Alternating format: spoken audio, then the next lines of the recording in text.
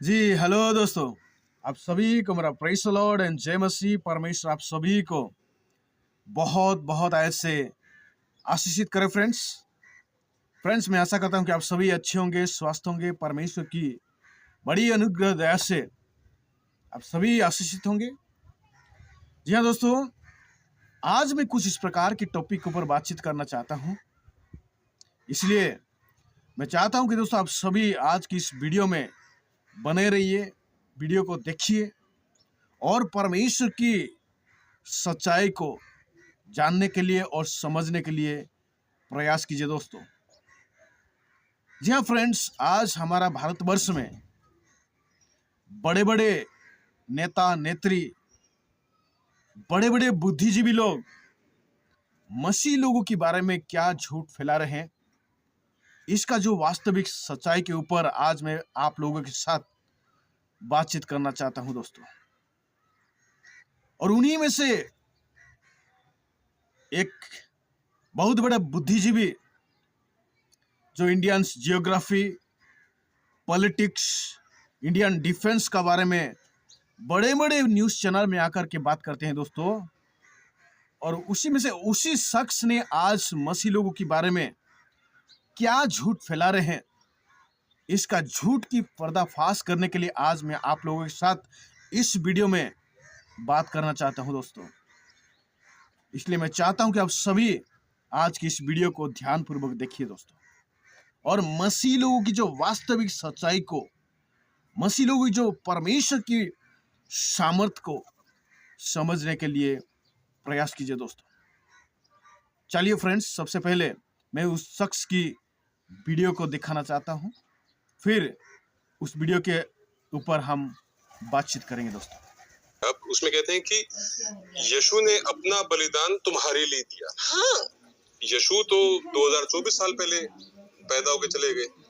उन्होंने अपना बलिदान मेरे लिए, मेरे पापों के लिए क्यों दिया? और अगर मैंने कोई पाप किए हैं तो मैंने आज किए हैं ना, 2020 में किए हैं, 2024 में किए, या मैंने 1970-80 के बाद किए होंगे। तो मेरे पैदा होने से पहले यीशु मेरे लिए कुर्बानी दे गए, मतलब ये लॉजिक ही नहीं है। जी, यही रहा फ्रेंड्स इस व्यक्ति का पहला पॉइंट, मसीह लोगों की परमेश्वर की सच्चाई के बारे में। इस व्यक्ति ने सबसे पहले इस प्रकार की पॉइंट रखते हैं दोस्तों कि मसीह लोग आज भले भले आदिवासी लोगों के पास जाकर के इस प्रकार की बात वो लोगों के सामने रखते हैं कि प्रभु यीशु मसीह ने 2000 साल पहले आकर के आपकी पापों के लिए क्रूस पर मरा। प्रभु यीशु मसीह ने आपकी पापों के लिए क्रूस पर मरा। इस प्रकार की बात मसीह लोगों ने भले भले आदिवासी लोगों के पास जाकर के बताते हैं और बहला फुसला करके अपना धर्म में लोगों को कन्वर्ट कर लेते हैं। और ये कोई लॉजिक ही नहीं है, ऐसे बोलते हैं दोस्तों। इस प्रकार की जो बात, ये कोई लॉजिक ही नहीं है। प्रभु यीशु मसीह ने 2000 साल पहले मरा और आज की डेट में मेरे जीवन के लिए क्या लॉजिक है, मेरे जीवन के लिए क्या सामर्थ्य है, इस प्रकार की प्रश्नवाचक चिन्ह इस बुद्धिजीवी ने उस न्यूज एंकर को बताते हैं दोस्तों।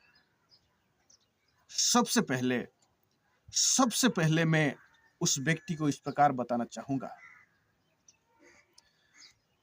मेरा सबसे पहला पॉइंट यही है दोस्तों, प्रभु यीशु मसीह का जो जन्म और मृत्यु कोई एक्सीडेंटल नहीं है। प्रभु यीशु मसीह का जन्म और मृत्यु के बारे में कहीं भविष्यवक्ता ने भविष्यवाणी किया, तब जाकर के प्रभु यीशु मसीह ने जन्म लिया, फिर क्रूस पर क्रूसिफाइड हुआ। दूसरा मेरा पॉइंट, आज की डेट में जितने लोग पनिश्ड होते हैं अपने अपने बुराई के वजह से, आज लोगों को कोर्ट में सजा मिलता है उन्हीं व्यक्ति का बुराई के वजह से। लेकिन प्रभु यीशु मसीह के बारे में इस प्रकार नहीं है दोस्तों। पिलात ने प्रभु यीशु मसीह को जांच किया और सबसे पहले उस राजा ने भीड़ों में झुंड में वो अनाउंस करके बताया कि मैं इसी व्यक्ति का जीवन में कोई फॉल्ट नहीं पाया, इसलिए इस व्यक्ति का जो गुनाहों को, यानी इस व्यक्ति का जो गुनाह आप लोग डिमांड कर रहे हैं, उस गुनाह का जो पाप की बोझ मैं नहीं बनना चाहता हूं करके उसने पानी में हाथ धो दिया दोस्तों। और प्रभु यीशु मसीह को सजा मिला। प्रभु यीशु मसीह ने कोई पाप नहीं किया, किसी का कोई नुकसान नहीं किया, फिर भी प्रभु यीशु मसीह को क्रूस पर क्रूसिफाइड लोगों ने किया। ये मेरा दूसरा पॉइंट है। मेरा तीसरा पॉइंट यही है दोस्तों, आप बड़े बड़े टीवी चैनल में बैठ करके, पार्लियामेंट में बैठ करके, सुप्रीम कोर्ट, हाई कोर्ट, जितना भी नियम कानून बना करके क्राइम्स को रोकना चाहते हैं ना, ये कभी भी संभव नहीं है दोस्तों। हमारा सोसाइटी में आज की डेट में कैंसर की तरह क्राइम्स हर दिन बढ़ते ही जा रहा है, बढ़ते ही जा रहा है। और इस क्राइम को रोकने के लिए आप जितने भी नियम कानून बनाइए, जगह जगह में सीसीटीवी लगाइए, इस क्राइम नहीं रख सकते हैं। इस क्राइम को रोकने वाला सिर्फ प्रभु यीशु मसीह ही है दोस्तों। हमारा सोसाइटी को प्रभु यीशु मसीह चाहिए ही चाहिए। प्रभु यीशु मसीह के जरिए ही इस सारे क्राइम्स रोक सकते हैं। आप बाइबल में देख सकते हैं, बड़े बड़े हिंसक जो कि लोगों को ताड़ना करते थे, क्राइम्स करते थे, इस सारे लोग मन फिरा करके वो अच्छाई का रास्ता चुन लिए।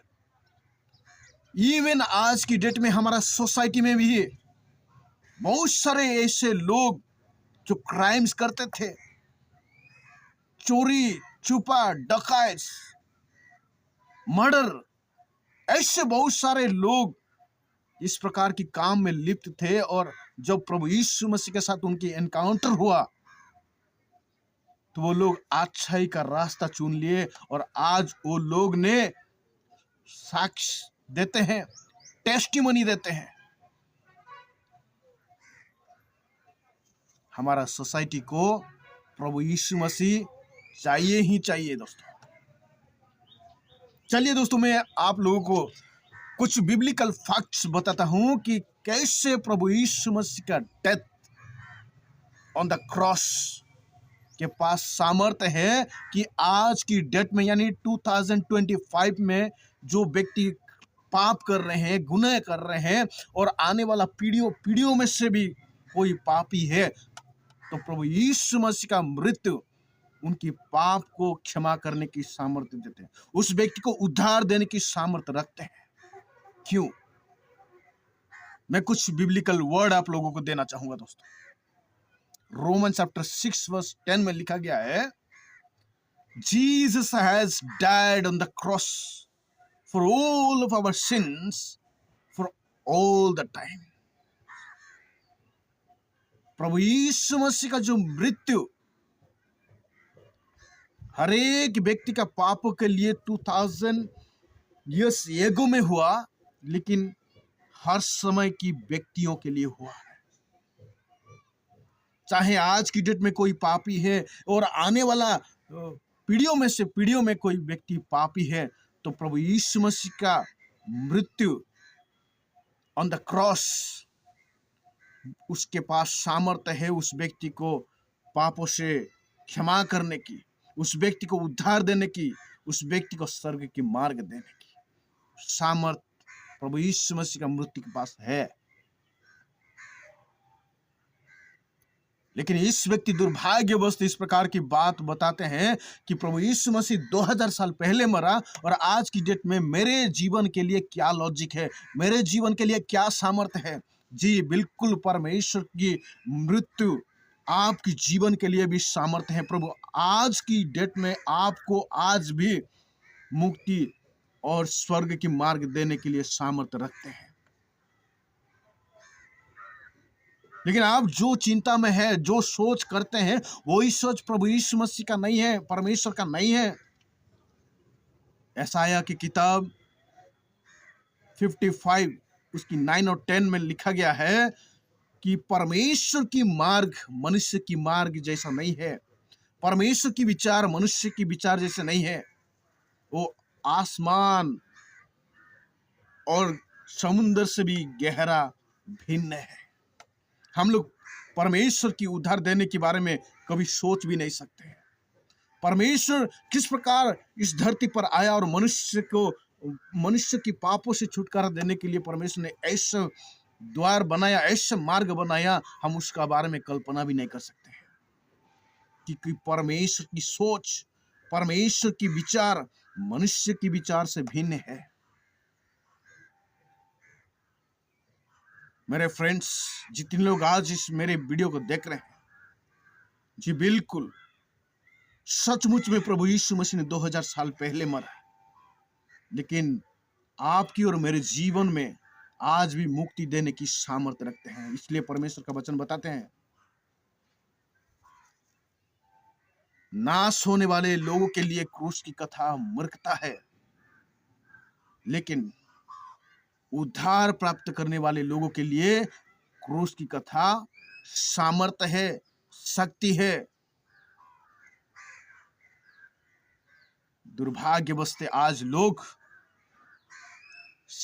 अपने अपना जिंदगी को शैतान के हाथों में समर्पित कर लिए हैं दोस्तों, और जाने अनजाने ये लोग मसीह लोगों की विरोध में हमेशा बात करते आ रहे हैं।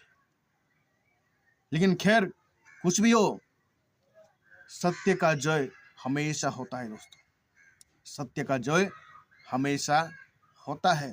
धैर्य के साथ, विश्वास के साथ हम सभी आगे बढ़ते रहेंगे दोस्तों। परमेश्वर हमारे जरिए बड़े बड़े आश्चर्य काम करते हैं और करते रहेंगे। हम उसी विश्वास में बने रहना है दोस्तों। चलिए इस व्यक्ति का जो दूसरा पॉइंट क्या है, इस चीज को देखेंगे। बड़े पास्टर्स के नाम सुनते हो, ये बजिंदर हो गया और ये हरप्रीत देओल हो गया, ये अंकुर यूसुफ नरूला हो गया, they are all making money of it. और ये ऐसे थोड़ा ना 2000 करोड़ की चर्च बन रही है, और ऐसे थोड़ा ना कि ये 2-2 लाख रुपए कन्वर्जन्स के लिए दे रहे हैं। एक न्यू कन्वर्ट को ये पैसे देते हैं and then there is a chain, और 6000 कन्वर्जन्स का मंथली टारगेट है पंजाब। जी हाँ दोस्तों, ऐसे बात सुनने के बाद रियली रियली रियली मुझे बहुत दुख लगता है दोस्तों, बहुत दुख लगता है कि बिना कुछ चीजों को जानते हुए एक व्यक्ति के बारे में झूठ बोलना। आज मसीह लोगों के बारे में